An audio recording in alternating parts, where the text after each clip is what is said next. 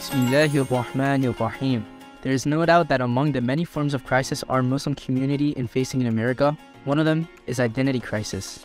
And that is due to the powerful but un-Islamic environment. This is precisely one of the fundamental reasons why Imam Shamsi established Nusantara Foundation in 2014. Since then, Nusantara has been undertaking a variety of initiatives to introduce Islam as a mercy to America and humanity. Since the beginning of 2018, Nusantara has taken a bold initiative to establish the first Islamic boarding school in America. A piece of 25-acre land has been acquired with several old buildings in the beautiful city of Modus, Connecticut for this purpose. But Nusantara cannot do this noble project without Allah's help and your kind donation and participation. Please do help and donate generously to Nusantara Foundation. For donations, kindly turn your eyes toward the TV screen. May Allah reward you all abundantly. Jazakumullahu khairan.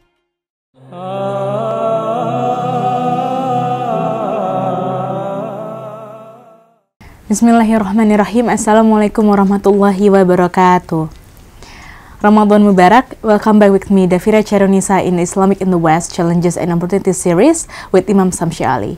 Today, I'm with Imam Shamsi. Assalamualaikum, Imam. Assalamualaikum. How are you today? Alhamdulillah, thank Allah.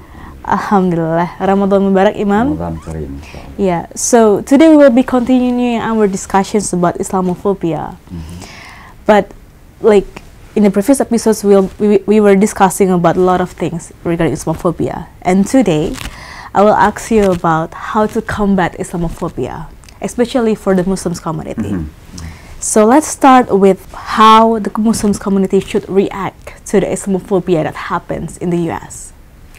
Sure. Bismillahirrahmanirrahim. I think the first one we need to understand that Islamophobia is a part of the natural process of Dawah, natural process of Islam itself, because theologically speaking, from our perspective as Muslim, our iman, our faith, tells us that we are going to be tested. And Allah mentioned that in the Holy Quran when He says, "Am hasibtum an tadkhulul jannah wa imma ya'lamillahu alladhina jahadu minkum wa ya'lamus sabirin."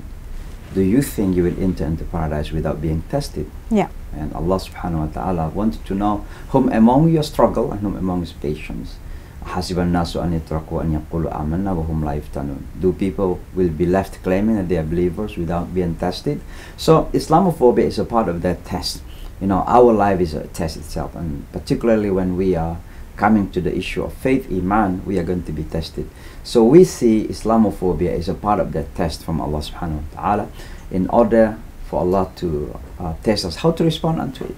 But we cannot run away, we cannot escape it, because that's what it is. And so we have to believe in that. The second thing that we have to know, that Islamophobia is not new. It's not new.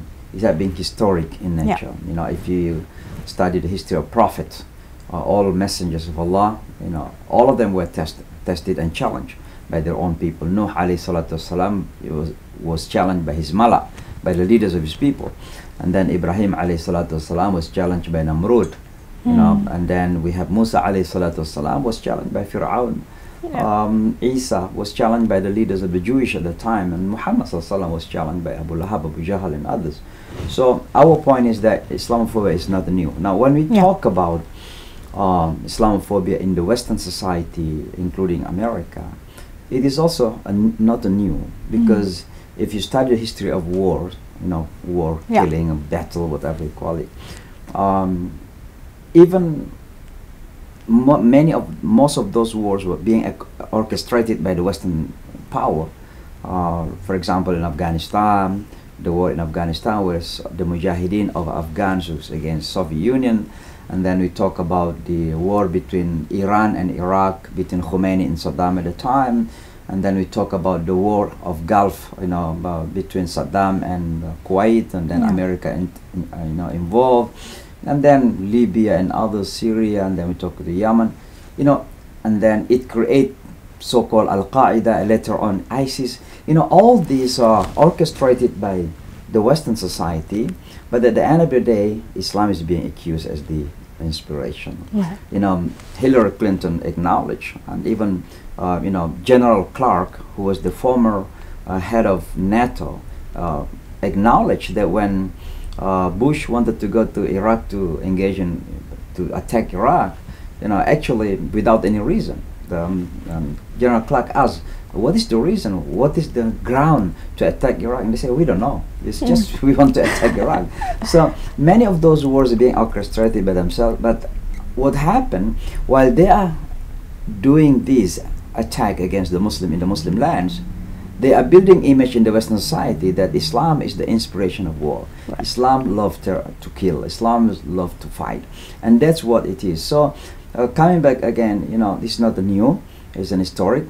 But your question is how to tackle, how to face Islamophobia. First of all, we have to understand that Islamophobia has a lot of factors. We talk about history, economy, and we have to tackle based on each and every individual factor.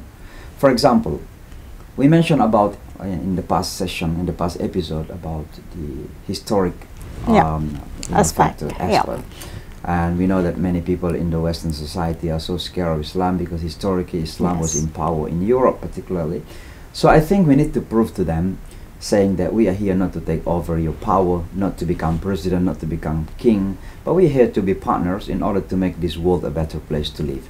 And that's what the answer of the general of a Muslim when he faced the Romans, the power at the time, and they ask him, what do you want? And they say, no, we are not coming to be a king. We are not coming to take over your power. We are coming to save you, from the enslavement of the world, of the creation to the enslavement of the creator. We are coming to save you, basically. And that is our purpose. Our purpose is to become, for example, coming to America. It's not to take over the power from those who are in power, like the president, but we are here to partner with everyone to make America a better place. So they don't have to scare about that. Number two, economically speaking, we are here also not only to take, to take their money, to take their wealth, but we are here also to contribute. And Muslims, Americans are contributing greatly into the development of economy in America. I mean, you can imagine the area where I live right now is called Jamaica. It used to be very, very poor. Now it's among the advanced, developed area because Muslims are coming, opening their businesses, and because of the masjid, people are buying houses around. So Muslims are contributing to the, development economy in the United States. Education-wise, Muslims are very much educated. In fact, in average speaking, more Muslim Americans educated than average Americans. I mean, we have 57 of our kids at least have bachelor degree, while Americans are only 47. So we are higher by 10% rather than American. In every field, you will find Muslims are contributing. So we have to tell them we are here not to take over. We are here to contribute together. We are here to make better. And so, so in general, I would like to say that we are doing everything else in terms of facing Islamophobia, but I used to say to the Muslim that the best way is through our role model, being a role model, through examples.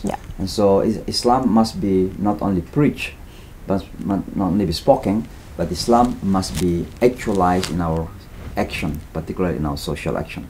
How to have a good behavior, good character, friendly to your neighbors, smiling to the people around. That will make the people change their minds, because we are competing with CNN, Fox News, NBC, and other media. They are trying on a daily basis to portray Islam badly, negatively. But we Muslims personally directly show them that we are not as you see on the media. Right. Okay. So as a Muslim, we need to show by example rather than only tell them, preach them about Islam, but showing that this is Islam. That's right, because Islam itself says, qudwa, it's called qudwa in Arabic, being role model is very essential. Muhammad sallallahu alaihi wasallam is our qudwa. لَقَدْ كَانَ لَكُمْ فِي رَسُولِ اللَّهِ أُسْوَةٌ حَسَنَةٌ. There is a good example that to follow in the life of the Prophet Muhammad sallallahu alaihi wasallam. So if our Prophet Muhammad is the good example for us, we have to be the good example for others. And that's what the Quran says, لِتَكُونُ شُهَدَاءَ عَلَى النَّاسِ وَيَكُونَ الرَّسُولُ عَلَيْكُمْ شَهِيدًا. So that you can become witnesses of a man, of a people. It means let the people witness our action, what to do economically, politically, educationally, culturally, religiously. People watch us what to do, because oftentimes they are questioning, what does it mean to be Muslim? Because they don't, they don't read about Islam on books. Most of the Americans and Western, they are reading Islam from our action.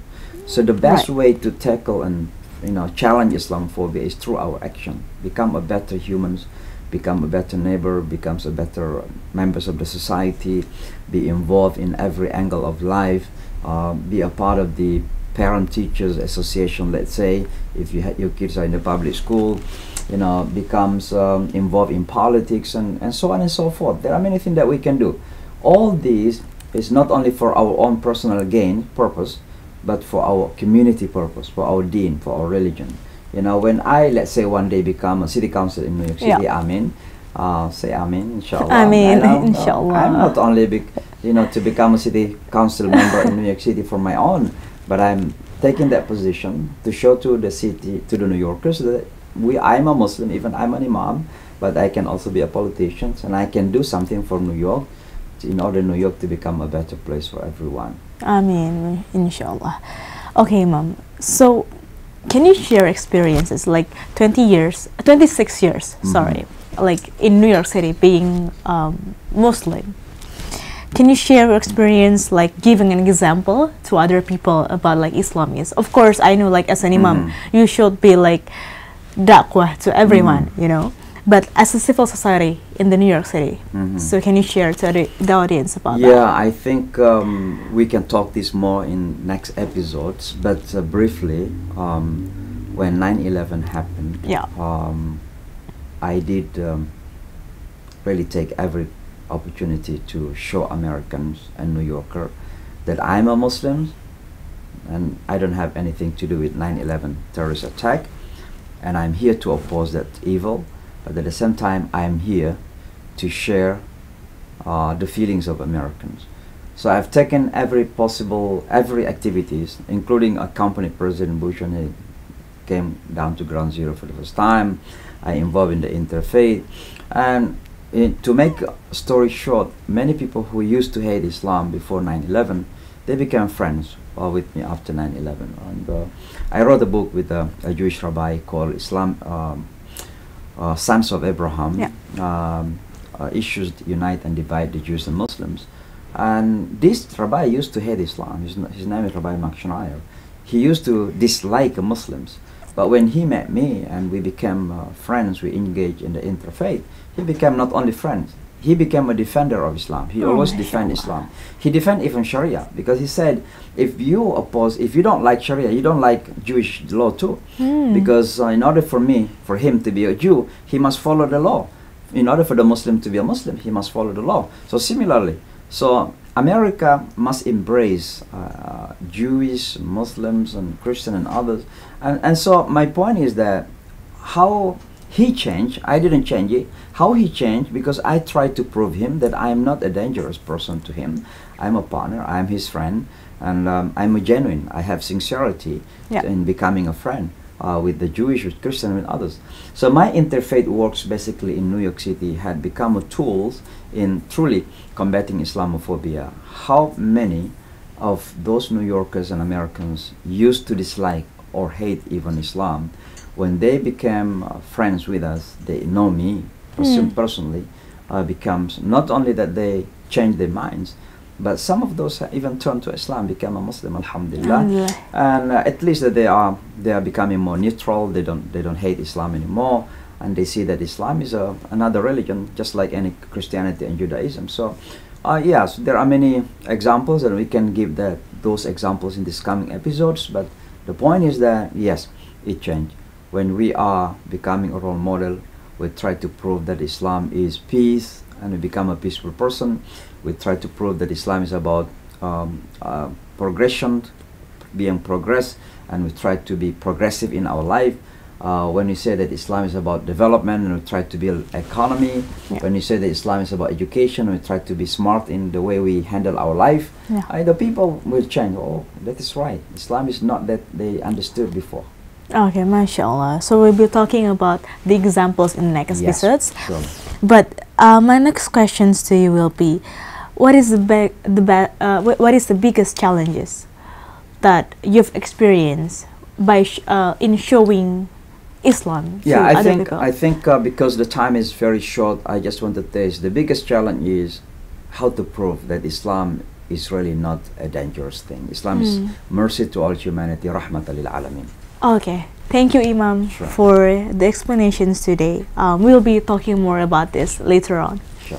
because we're running out of time right now. Thank you so much for watching today's episode. I hope you enjoy the episode today. We'll be continuing our episodes tomorrow and the rest of Ramadan, talking about Islamophobia, Dawah, and other Islamic in the West topics. I'm Davira Chaerunnisa. See you in the next episodes. Assalamualaikum.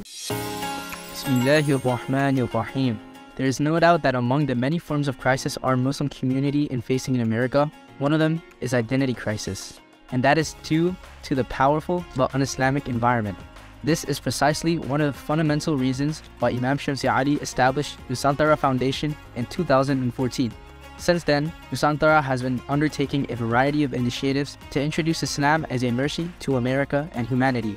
Since the beginning of 2018, Nusantara has taken a bold initiative to establish the first Islamic boarding school in America. A piece of 25-acre land has been acquired with several old buildings in the beautiful city of Modus, Connecticut for this purpose. But Nusantara cannot do this noble project without Allah's help and your kind donation and participation. Please do help and donate generously to Nusantara Foundation. For donations, kindly turn your eyes toward the TV screen. May Allah reward you all abundantly. وجزاكم الله خيرا.